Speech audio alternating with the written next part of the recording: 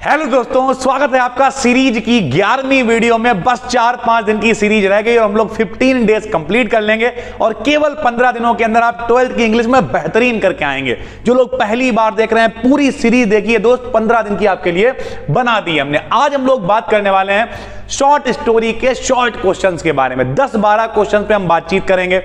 मन लगा के आपको पढ़ लेना है, बस उसमें से ही पेपर आ जाएगा। ठीक है भाई, तो चलिए पहला क्वेश्चन है, what does the third level refer to, यानी जो थर्ड लेवल था वो किसे दिखा रहा था। ठीक है भाई, तो देखिए द थर्ड लेवल, ये चैप्टर है थर्ड लेवल। ठीक है, उसमें क्या होता है, जो चार्ली होता है वो पहुंच जाता है पास्ट में। ठीक है, मतलब 19th सेंचुरी में पहुंच जाता है वो। ठीक है, तो यानी कि द थर्ड लेवल रेफर, यानी वो दर्शाता है किसे, टू द पास्ट, यानी भूतकाल को। चार्ली ऑलवेज बिलीव्ड, चार्ली को हमेशा लगता था क्या, that there was a third level, की कोई है, एक कोई थर्ड लेवल तो है भाई। ठीक है, वन डे यानी एक दिन, बाई मिस्टेक ही टूक अ रॉन्ग टर्न, यानी एक दिन वो गलती से गलत मुड़ जाता है और क्या होता है, and reach the third level, और पहुंच जाता है तीसरे लेवल पे, तीसरे स्तर पर। He was surprised to find that there everything was old fashioned, वो वहां पर देख के बड़ा चकित हो जाता है कि यहां पे सब कुछ पुराने जमाने का है, पुरानी फैशन का है। ठीक है, Then he realized, तब उसे फील होता है, that he had reached the 19th century, यानी तब उसे लगता है कि वो पहुंच गया है 19वीं शताब्दी, मतलब पुराने जमाने में वो पहुंच गया है। ठीक है भाई, तो ये पहला क्वेश्चन बहुत इंपॉर्टेंट है थर्ड लेवल का, कि what does the third level refer to, यानी थर्ड लेवल किसे पता, कौन सी चीज है जो थर्ड, मतलब किस तरीके का थर्ड लेवल था, पूरा दर्शाना। ठीक, किस तरीके का था। दूसरा क्वेश्चन क्या है, do you think that the third level was a medium to escape for Charlie. Escape मतलब होता भागना, और क्या आप सोचते हैं कि थर्ड लेवल चार्ली के लिए भागने का जरिया था? तो बिल्कुल पुराने जमाने का था, कोई सोच भी नहीं सकता था कि वो वहां पे गया होगा। ठीक है, अपनी जितनी समस्याएं हैं, टेंशन हैं, सब छोड़ दो यहीं। नहीं, अगर कहते कोई मान लिया जैसे अभी विजय माल्या है, नीरव मोदी है, सब लोन लेके भाग गए, पता है कि बाहर है विदेश में।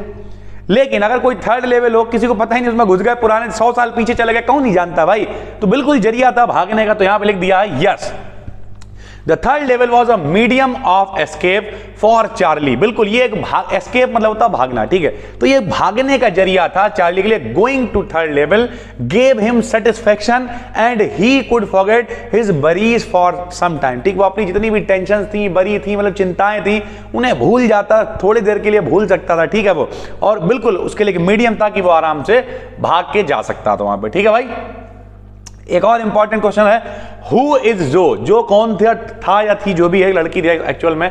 How does she respond to her father's story telling, किस तरीके, जब उसके पिताजी उसे कहानी सुनाया करते थे, वो किस तरीके से रिस्पॉन्स करती थी, तो वो उनसे क्वेश्चन पूछा करती थी। ठीक है भाई, तो जो इज अ लिटिल गर्ल, वो एक छोटी लड़की थी। Her father often tell, often मतलब अक्सर, उसके पिताजी अक्सर सुनाया करते थे हर स्टोरी, यानी उसे कहानियां। शी ऑफन आस्क्ड हर, वो हमेशा पूछा करती थी अक्सर, father difficult moral questions about his stories, यानी उनकी कहानियां जो थी उनके बारे में बीच बीच में पूछने लगती थी, ये क्या है, ये कैसे होता है, ये क्या होता है, तो इस तरीके से वो क्वेश्चंस पूछा करती थी। ठीक है भाई, इसका दूसरा बहुत इंपॉर्टेंट क्वेश्चन है, what is the moral issue that the story raises, यानी वो कौन सा इशू है जिसे कहानी उठाना चाहती है। तो कहानी बताना चाहती है कि बच्चे अक्सर हमसे पूछते हैं, लोग बच्चों को डरा देते, नहीं हुआ है, हुआ मत जाना, लेकिन रियलिटी ये है, वो बच्चों को डरना, वो लड़ना नहीं सिखा रहे हैं, बच्चों को डरा के वहां जाने से रोक रहे हैं। और जिंदगी में आप सीखोगे तब जब आप वहां जाओगे, किसी काम को करोगे। तो कहीं ना कहीं ये कहानी बताना चाह रही है कि जो बच्चे पूछ रहे हैं उनका सेटिस्फैक्टरी तरीके से जो है उन्हें जवाब मिलना चाहिए, जवाब नहीं मिलेगा तो कैसे ही काम होगा भाई। ठीक है, the story raises the moral issue whether parents should impose their own point of view, यानी जो लोग, मतलब जो माता पिता है वो थोप देते हैं अपना point of view on the children, लेकिन on the other hand children have their own question, बच्चों के अपने सवाल होते हैं, विच मस्ट बी सेटिस्फाइड, जिनका जवाब दिया जाना चाहिए, जिसे संतुष्ट किया जाना चाहिए।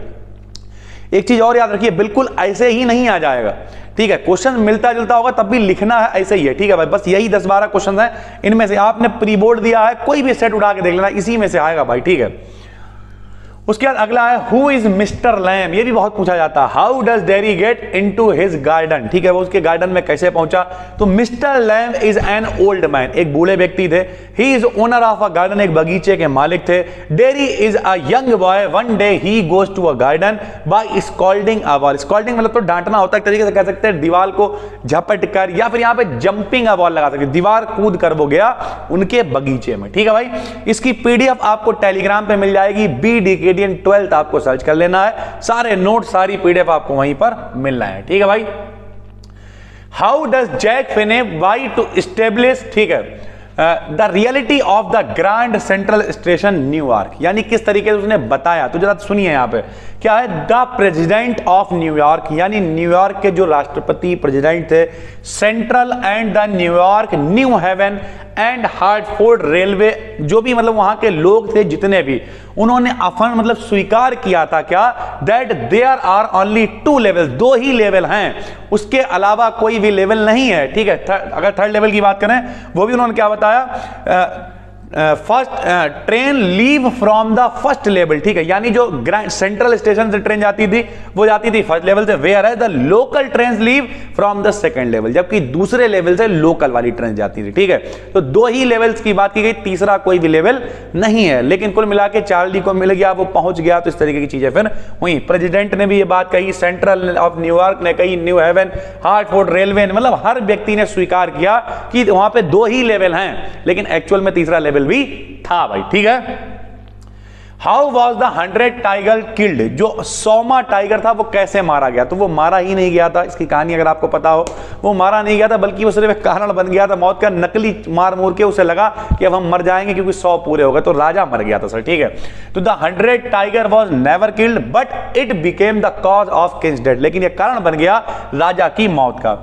Why has the Student of Ice program been so successful, ठीक है, स्टूडेंट ऑफ आइस जो प्रोग्राम था वो बहुत ज्यादा कामयाब क्यों हुआ, तो इसलिए कामयाब हुआ क्योंकि इसमें लोगों ने देखे टुकड़े टूटते हुए, तैरते हुए, ग्लेशियर, ये सारी चीजें लोगों तक पहुंची और लोगों को अच्छा लगा देखने में, इंटरेस्ट जगा ना सर। तो the reason the program students of ice has been so successful because क्यों, it is impossible to go anywhere near the South Pole, के करीब जाना लगभग नियर नेक्स्ट टू इम्पॉसिबल था, and not be affected by it, और उससे फर्क ना पड़े, but the students could visibly see glaciers, ठीक है, रिट्रीटिंग एंड आइस शेल, बर्फ के टुकड़े टकराते हुए, कोलैप्सिंग, ठीक है, इन द प्रोग्राम, बच्चों ने देखे, पड़ोस से जाके चीजों को देखा, इस वजह से ये प्रोग्राम सक्सेसफुल हुआ, लोगों को इंटरेस्ट आया सर, ठीक है।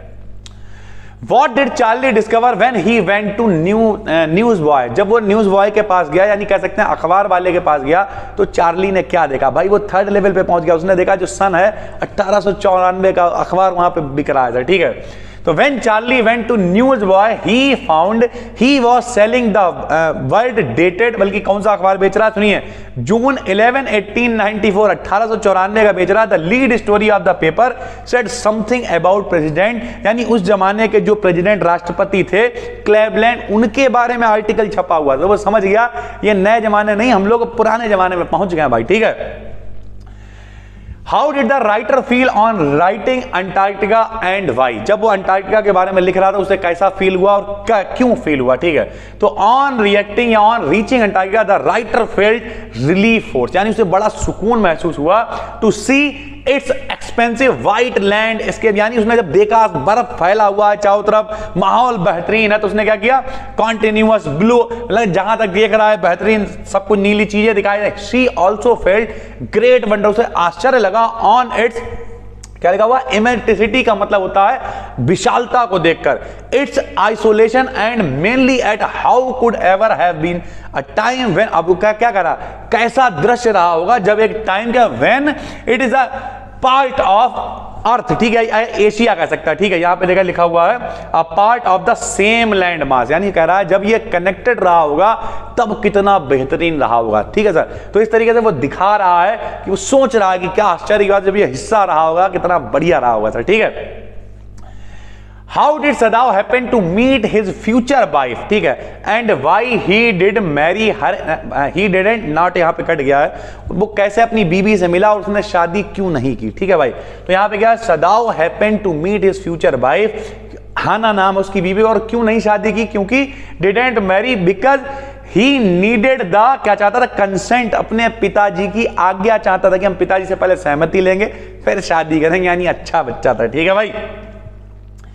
Why did Charlie buy old style currency next day? उसने अगले दिन पुराने जमाने की करेंसी क्यों खरीदी? क्योंकि उसे जाना था भैया थर्ड लेवल पे, और थर्ड लेवल पे जाके तो पुराने जमाने के नोट चलेंगे भाई।